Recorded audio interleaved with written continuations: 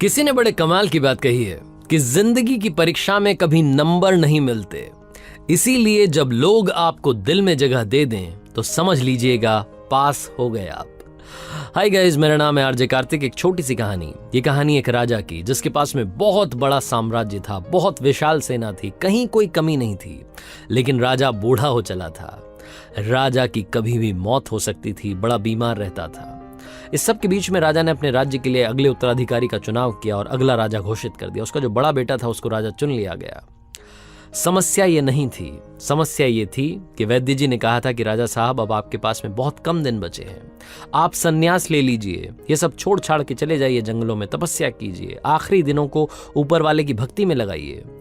पूरी जिंदगी आपने इस राज्य का ख्याल रखा है, अब अपने बच्चों को इसका ख्याल रखने दीजिए। राजा के सामने समस्या थी उसकी 4 रानियां। राजा की 4 रानियां थी। राजा चाहता था कि इनमें से किसी एक के साथ में संन्यास ले लिया जाए। चौथी रानी, जिससे सबसे आखिरी में शादी की थी, जिससे बेइंतहा मोहब्बत थी, नया नया प्यार हुआ था, उसके कक्ष में पहुंचा, उसके राजमहल में पहुंचा और जाकर के बड़ी उम्मीद से कहा कि रानी, मैं अब संन्यास लेना चाहता हूं, क्या आप मेरे साथ में जंगलों में चलने के लिए तैयार हैं? रानी ने साफ साफ मना कर दिया और कहा कि आपको जहां जाना है जाइए, मैं यहीं रहूंगी। राजा को समझ में नहीं आया कि मेरे मुंह पर बेइज्जती हो गई। मैंने इतना प्यार किया, इतना ख्याल रखा और मुझसे कहा जा रहा है कि आप जाइए जहां जाना है। राजा मुंह लटका करके उस कक्ष से, उस राजमहल से बाहर निकला और तीसरी रानी के राजमहल में पहुंचा। यहां बड़ी उम्मीद से जा रहा था, यहां भी मोहब्बत बाकी थी। जाकर के उस तीसरी रानी से कहा कि आपसे बेइंतहा मोहब्बत करते हैं, बहुत सारा प्यार करते हैं, क्या आप हमारे साथ में जंगलों में चलने के लिए तैयार हैं? हम अपनी जिंदगी के आखिरी दिनों को जंगलों में बिताना चाहते हैं, संन्यास लेना चाहते हैं। तीसरी रानी ने कहा कि ये क्या पागलपन की बातें कर रहे हैं, आप यहाँ रह करके भी अपनी जिंदगी बिता सकते हैं, आपको यहाँ रहना रही, हम आपके साथ हैं, लेकिन अगर आप जंगल में जाएंगे तो मैं दूसरी शादी कर लूंगी, मुझे आपके साथ में नहीं जाना। राजा यहां से भी मायूस होकर के, उदास होकर के, दूसरी रानी के, जो दूसरी रानी थी, इससे दूसरी शादी की थी, उनके कक्ष में, उनके राजमहल में पहुंचा। बड़ी उम्मीद से जा रहा था, मन ही मन सोच रहा था कि दूसरी रानी बड़ी बुद्धिमान है। जो उस राज्य के पॉलिटिकल डिसीजंस होते थे उनमें वो रानी जो है फैसला लेने में राजा की मदद करती थी, बहुत बुद्धिमान थी, हर बात समझाती थी कि ये सही कर रहे हो, ये गलत कर रहे हो, इसे वापस से सही करने की जरूरत है। तो राजा बड़ी उम्मीद से जा रहा था। वहां भी थोड़ा बहुत प्यार बचा था कि काश वो एक बार हाँ कर दे और उसके साथ में अपनी जिंदगी के आखिरी पल बिता लूं। होता है ना, इंसान को लगता है कि कोई ना कोई होना चाहिए जिसके साथ में जिंदगी के आखिरी पल बिताए जाए। बड़ी उम्मीद के साथ में उस रानी के राजमहल में पहुंचा।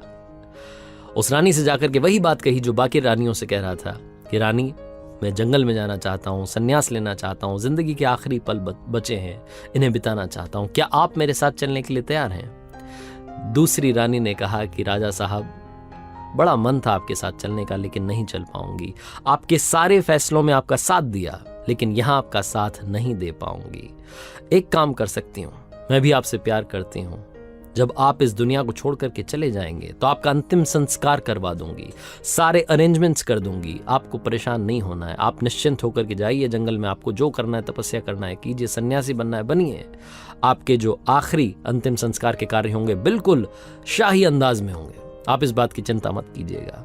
राजा वहां से भी मायूस होकर के, उदास होकर के लौट रहा था कि अचानक से एक आवाज आई कि राजा साहब, चलिए, कहां चलना है? मैं आपके साथ में चलने के लिए तैयार हूं, आप बताइए कि कितने दिन जंगलों में बिताने, मैं आपके साथ में चलने के लिए तैयार हूं। राजा ने मुंह उठा करके देखा तो उस राजमहल के दरवाजे पर एक कमजोर सी स्त्री खड़ी थी, जिसके शरीर पर कोई गहना नहीं था।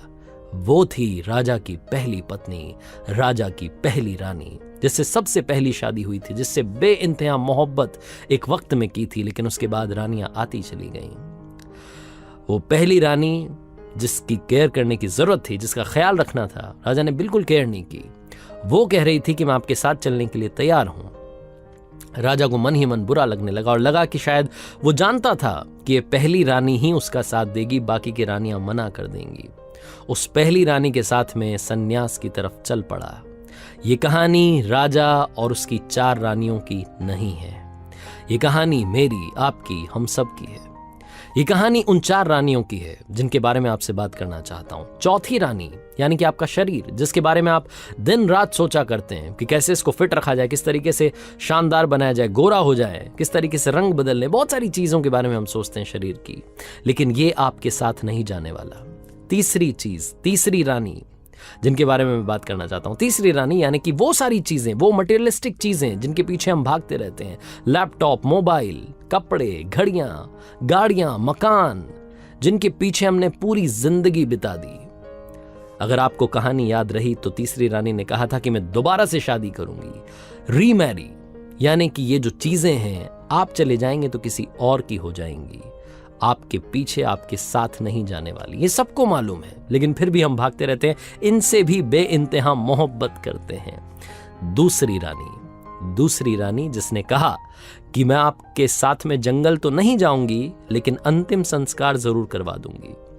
दूसरी रानी यानी कि आपकी फैमिली, आपके फ्रेंड्स, आपके वो लोग जिनसे आप बहुत सारा प्यार करते हैं, अंतिम संस्कार तक, फ्यूनरल तक आपके साथ जाएंगे, आपको जहां दफनाया जा रहा होगा, जलाया जा रहा होगा, वहां तक साथ जाएंगे, लेकिन चाह करके भी आपके साथ इस दुनिया से नहीं जा सकते, बिल्कुल साथ साथ नहीं जा सकते, पॉसिबल ही नहीं है। इसीलिए उसने कहा कि मैं आपके साथ में आपके अंतिम संस्कार तक साथ दूंगी, उसके आगे साथ नहीं दे पाऊंगी।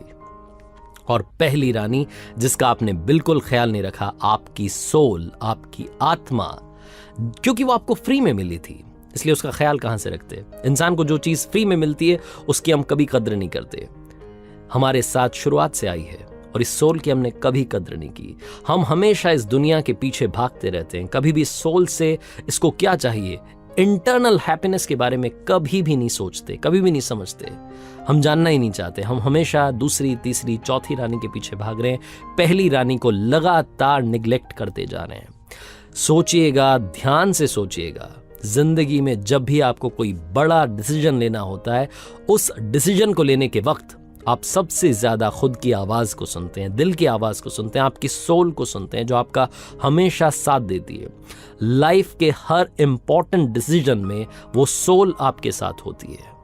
कई लोग कहते हैं कि मोटिवेशन की जरूरत होती है, रियल मोटिवेशन हमेशा अंदर से आता है। जब अंदर से आवाज आती है कि तुझे कर दिखाना है, तभी आप कर दिखाते हैं। जिंदगी में हमेशा पहली रानी का, यानी कि आपकी पहली पत्नी का, यानी कि आपकी सोल का ख्याल रखना जिंदगी के हर डिसीजन में आपकी मदद करेगी, आपको सुकून देगी।